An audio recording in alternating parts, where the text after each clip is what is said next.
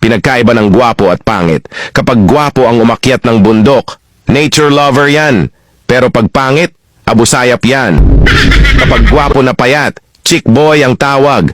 Pero kapag pangit na payat, adik yan. Kapag gwapo ang tumabi, kinikilig si ate.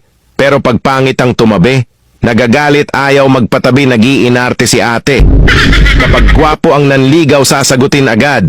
Pero kapag pangit, sorry, study first ako. Kapag gwapo ang construction worker, sasabihin nila na hardworking yan. Pero kapag pangit, okay na yan kesa mag-adik ka.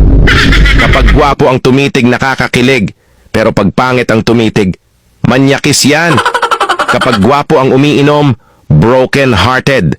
Pero pag pangit, walang pangarap sa buhay. Kapag gwapo ang jowa, tinadhana. Pero pag pangit, ginayuma yan. Kapag gwapo ang nanglimos, sasabihin, OMG, tulungan natin si kuya.